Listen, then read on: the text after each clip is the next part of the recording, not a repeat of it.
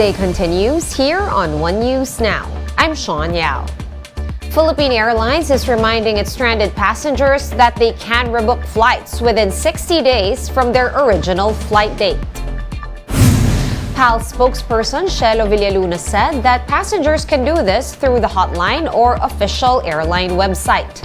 Over 240 PAL flights were canceled yesterday due to a technical glitch with the air traffic management system. The incident has affected 24,000 PAL passengers. Kinakausap po ng aming frontliners ang mga stranded na pasahero. Sinasabi po natin sa mga pasahero, maaari po silang mag-rebook at na walang ipapataw na rebooking service fee. Meanwhile, the Civil Aviation Authority of the Philippines has dismissed allegations that the air traffic management system was hacked over the weekend. In an interview with One Balita Pilipinas, CAAP spokesperson Eric Apolonio said that several security measures are in place to avoid unwanted access to its air traffic management system. This comes after more than 65,000 passengers were left stranded in airports because of power supply issues. Apolonio also noted that spare parts to enhance the existing system are expected to be delivered within the first quarter of this year. Hindi ka basta makakapasok yan sa facilities na yan. Yan ang pinakamahigpit na facilities ng CAAP at talagang ng double redundancy on security check. Material ano po ito, electrical po eh. Wala akong access ang internet. One News Now will be back with more stories after this quick break. Stay with us.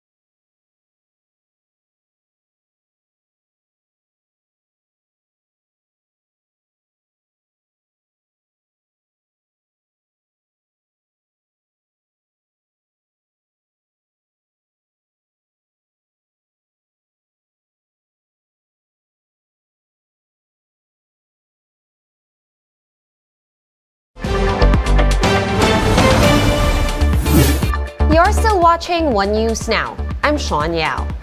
A big-time oil price hike of up to 3 pesos per liter will be greeting motorists tomorrow. Shyla Francisco with the details. Taxi driver Jesky was only able to fill up 300 pesos worth of gasoline this morning. But before the day ends, he plans to gas up more. That's because another oil price hike is coming. Effective Tuesday, January 3, gasoline prices will go up by almost 3 pesos, diesel by more than 2 pesos, and kerosene by over 3 pesos. The Energy Department says the storm hitting U.S. refineries and Russia's ban on oil sales in countries that imposed a price cap on Russian oil contributed to a tight supply and hiked prices. For now, PUV drivers like Jesky will have to make do with the meager take-home pay they'll have daily. Nasa 500 na 300 to 500 ang nawawala sa kita namin. sa 200 sa 2 piso per liter. Bad trip, napakasama. Itong January nasa namin yung tumal ng pasada pagkatapos itong gas na magtataas ng 2 piso per liter. Napakabigat. Talaga po kami lagi nagugulat. Siyempre, pag matataas, mabilis.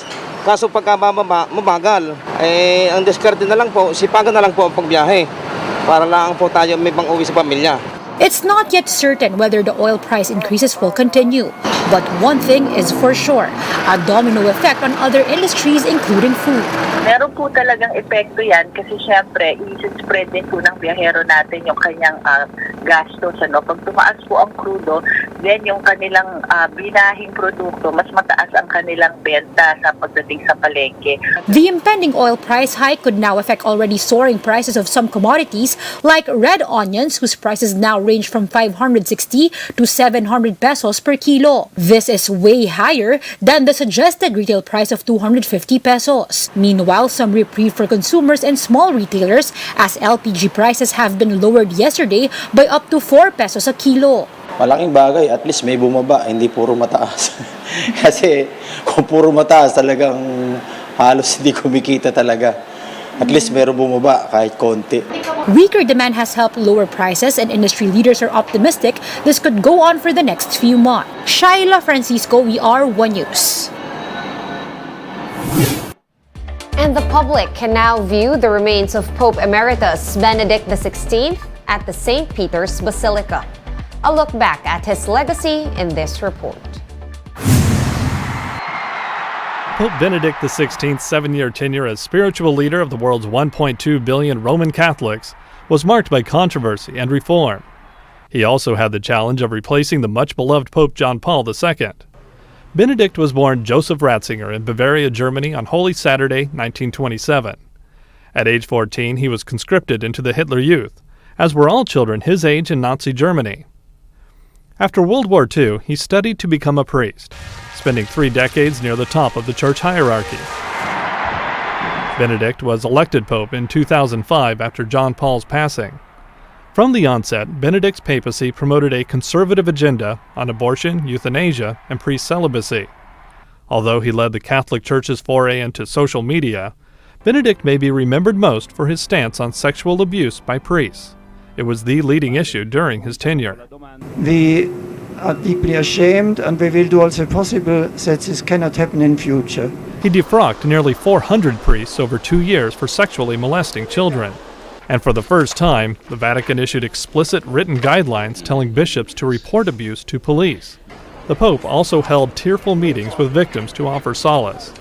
His tenure was not without missteps. Just a year into his papacy, Benedict angered the Muslim world by quoting from a medieval text. The text characterized some of the teachings of the Prophet Muhammad as evil and inhuman. He soon apologized for any offense and made a rare visit to Istanbul's Blue Mosque. 2 years later, on his way to Cameroon, the Pope declared that condoms were not Africa's answer to AIDS.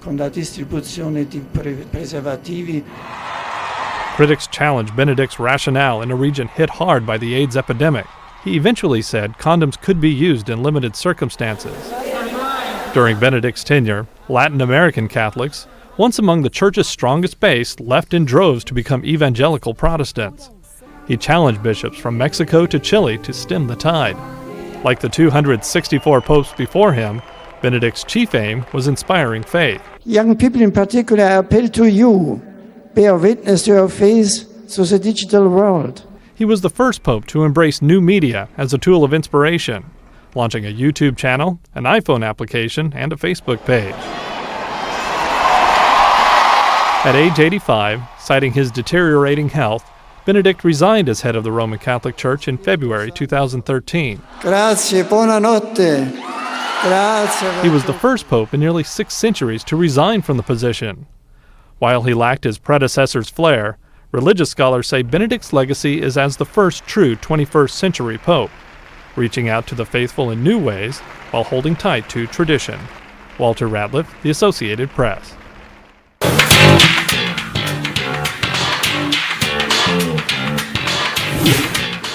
Golden Globe nominee Dolly De Leon shares changes in her personal and professional life after her brilliant performance in Triangle of Sadness. Let's take a listen.